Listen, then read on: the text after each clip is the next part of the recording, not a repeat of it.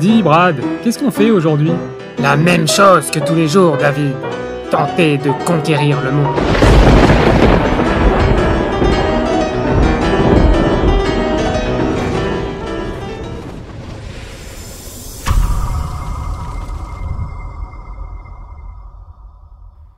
Et salut à tous, allez, quelques news sur XRP et Ripple.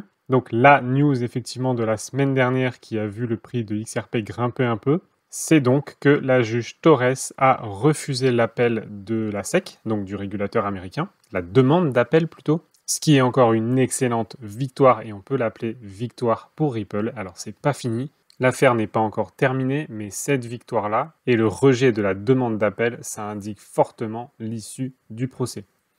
L'acharnement de la SEC contre Ripple est juste hallucinant. Et pour moi, c'est signe que Ripple est hyper important pour la suite. Donc, sans refaire toute l'histoire, l'issue du procès, la première issue il y a quelques mois, punaise déjà, le temps passe vite. Il y a donc eu une double issue. La première, que les XRP qui ont été vendus à des investisseurs étaient considérés comme des valeurs mobilières, donc des securities, pour reprendre le terme américain, et donc auraient été faits illégalement du point de vue de la loi. Et l'autre partie qui a été vendue à des retail, c'est-à-dire moi, vous, n'importe qui est vendu sur des marchés centralisés et décentralisés, serait conforme à la loi. Donc bon, tout ça c'est du business interne, puisque comment une même valeur, une même devise numérique, peut être considérée à la fois comme un contrat d'investissement, donc de valeur mobilière, ou securities en américain, et à la fois comme une simple devise. Ça n'a juste aucun sens, mais bon, c'était le double verdict. La SEC n'ayant pas aimé ce double verdict, à savoir que les ventes étaient légales pour les retail, la SEC a fait une demande d'appel contre ce verdict. Et la juge a refusé la demande d'appel. Donc c'est bien une nouvelle victoire pour Ripple et pour toute l'industrie de la crypto-monnaie. Je vous mets une vidéo en haut à droite si vous voulez plus de détails sur les verdicts. Et ensuite on a eu une nouvelle audience de Gary Gensler, donc le patron de la SEC, le gendarme financier américain, qui s'est fait absolument démonter par le Congrès américain. En gros, je résume en disant qu'il faisait le shérif en ville et qu'il n'avait pas le droit de faire ça. Là aussi, si vous voulez plus de détails, je vous remets la vidéo en haut à droite. Bref, quand on voit l'acharnement de la SEC contre Ripple, alors qu'elle ne s'est pas acharnée le centième de ça pour des grosses arnaques comme FTX, arnaques avérées, et qu'elle s'amuse maintenant à poursuivre Binance et Coinbase, moi, à mon humble avis, il y a un acharnement pour tout ce qui brille, pour tout ce qui a du pognon et tout ce qui va marcher. Je vois pas Binance disparaître, je vois pas Coinbase disparaître, et franchement, je vois pas Ripple disparaître. Et dans le monde de la crypto, cet acharnement particulier sur Ripple, ça m'indique vraiment que Ripple est important, que Ripple c'est l'avenir, et que Ripple et XRP ça va envoyer du très très lourd, autant en actions Ripple qu'en jetons XRP. XRP a été conçu pour des transferts plus rapides et moins chers, ça intéresse clairement les banques et les banques centrales, ça les intéresse massivement, et Ripple grossit semaine après semaine. Alors les décisions de la juge Torres ont eu des impacts sur le prix du XRP, mais l'affaire n'étant pas terminée, ça s'est étouffé comme un feu de paille. Ici on voit la première décision donc en juillet de la juge Torres, ce fameux double verdict, et qui s'étouffe juste après quand la SEC décide de faire appel. En tout cas décide de poser une demande d'appel. Et finalement ici, lorsque la juge Torres décide de rejeter la demande d'appel, on a eu ici cette petite remontée mais qui s'est tout de suite étouffée. Il y a eu une chute des marchés globale et ça indique clairement que de toute façon ce procès n'est pas terminé et il y a encore des choses sur la table. Et justement, la SEC serait en possibilité et en mesure de refaire un appel, ce qui montre clairement à la fois que de toute façon c'est inéluctable, Ripple va gagner et la SEC est à l'agonie, mais qu'elle a encore des droits au niveau de la justice et qu'elle peut continuer à faire appel et que donc ce procès n'est pas encore terminé. Malheureusement. Pour moi là on vient confirmer qu'on est dans une telle aberration que c'est juste pour faire patienter et que quelles que soient les forces en présence, qui veut contrer qui pour quelle raison, il y a clairement une bataille ici qui n'a pas de sens et qui dépasse ce qu'on voit publiquement. Donc pour l'instant, sur les prochaines dates, il va falloir encore attendre début de l'année 2024 pour un verdict final. Et parce que oui, la SEC peut encore une fois faire appel. Si la SEC fait appel, ça va encore délayer dans le temps. Jusqu'où et combien de temps, on ne sait pas à l'avance puisque tout change au fil de l'eau. Mais ce que j'espère et ce que je pense, c'est que la SEC ne va pas refaire un nouvel appel, qu'elle perdra de toute façon. Parce qu'effectivement, ça commence à lui coûter cher en temps et en argent. Et ça mène à rien.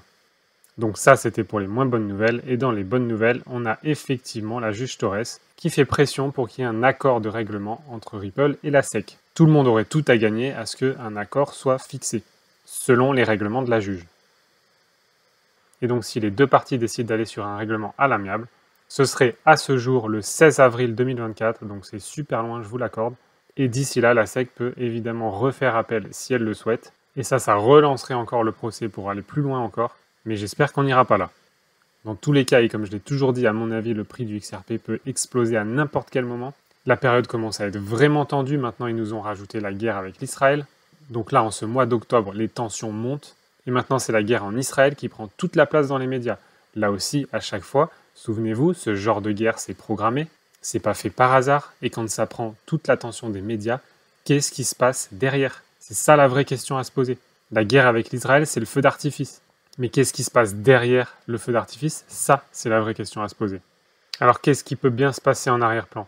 Ripple a pour but avec son XRP de prendre le marché des CBDC, donc en gros des monnaies digitales de banque centrale.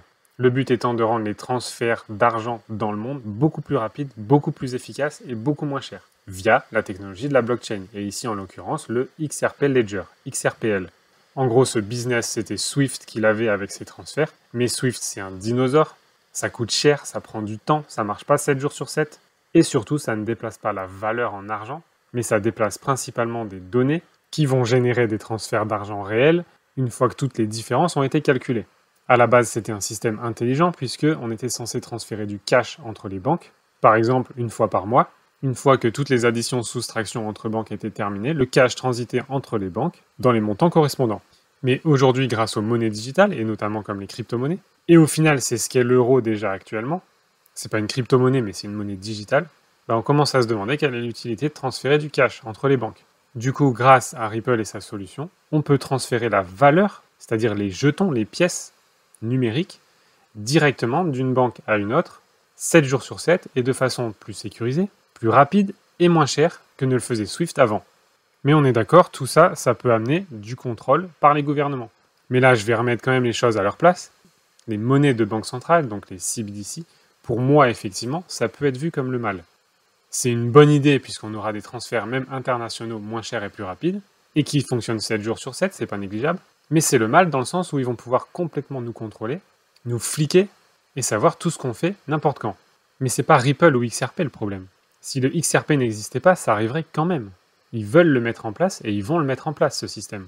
Alors on peut dire que ça représente une forme d'emprisonnement et que effectivement le succès de Ripple et XRP implique l'emprisonnement, mais ça c'est faux. L'emprisonnement aura lieu si nous, on le laisse faire. Ripple et XRP, aujourd'hui ça peut être un système utilisé par les banques, et c'est aussi un système qu'on peut utiliser nous de manière totalement libre, et ça c'est un choix personnel. Et comme le dirait un anonyme dans un très beau discours d'un super film, que je vous recommande d'ailleurs, si vous voulez un fautif de notre possible emprisonnement, regardez simplement dans un miroir. Je sais que beaucoup ont peur de choisir la liberté, mais la peur, ça changera pas le monde. Ce qui le changera, c'est le courage. Ça prend du courage d'être libre. Mais s'il y a quelqu'un à blâmer pour le contrôle et le pouvoir que nos élites détiennent sur nous, c'est le miroir que vous devez regarder. Et je vais finir en reprenant une partie de ce super discours qu'il y a dans ce film. Et d'ailleurs, je vous laisse me mettre le film en commentaire si vous avez une idée duquel c'est. Et quitte à se regarder dans un miroir, je vous mets un indice ici. Et l'extrait dirait que la vérité, c'est que quelque chose va très mal dans ce pays. Cruauté et injustice, intolérance et oppression. Et là où auparavant vous aviez la liberté de faire des objections, de parler comme bon vous semblait, vous avez maintenant des censeurs, des systèmes de surveillance vous contraignant à la conformité, et qui sollicitent votre docilité. Votre docilité. Conformité, docilité. Comment est-ce arrivé? Qui est à blâmer? Bien sûr, il y a ceux qui sont plus responsables que les autres et qui devront rendre compte. Mais, encore dans un souci de vérité, si vous cherchez un coupable, regardez simplement dans un miroir. Et là, je vous invite à vous poser la question, à quel point vous vous sentez contraint à la conformité? À quel point vous vous sentez docile? Quel point est-ce que les règles établies vous font être docile? Et je sais pourquoi vous le faites. Je sais que vous avez peur des règles. Et qui pourrait se vanter du contraire? Guerre, terreur, maladie. Une myriade de problèmes a contribué à perturber votre propre jugement et à vous priver de votre bon sens. Vous privez de votre bon sens. Une myriade de problèmes, dans les médias notamment, vous a privé de votre bon sens et a perturbé votre jugement. La peur a pris ce qu'il y a de meilleur en vous. Ce qu'il y a de meilleur en vous, c'est la liberté, c'est le libre arbitre. Et dans votre panique et votre peur, vous vous êtes tourné vers votre gouvernement. Il vous a promis de l'ordre, il vous a promis de la paix. Tout ce qu'il a demandé en échange, c'est votre consentement silencieux et docile. Votre consentement silencieux et docile. C'est ce que je vois tous les jours en commentaire. Et certains s'en rendent même pas compte. Il a promis l'ordre et la paix, il a tenu aucune promesse. Par contre, la plupart d'entre vous, vous avez tenu votre promesse de consentement silencieux et de docilité. Changez ça. Et ces comportements que je décris, c'est ce que vous faites chaque fois que vous vous demandez comment vous allez payer vos impôts avant même d'avoir gagné un seul centime, par exemple en crypto. Le gouvernement a dit qu'il faut payer 30% sur vos gains, alors vous vous exécutez. Vous savez même pas à quoi ça correspond. Pourquoi 30%? Où va l'argent? Mais vous avez tellement peur que la première question que vous vous posez, c'est comment vous allez les payer. Avant même de commencer pour certains. Changez ça. Regardez dans un miroir, putain, c'est là qu'est le problème. Mais vous savez ce que c'est la beauté de la chose? C'est que dans le miroir, il y a la solution aussi. Réveillez-vous, libérez-vous, vous avez le pouvoir, on a le pouvoir. Ciao!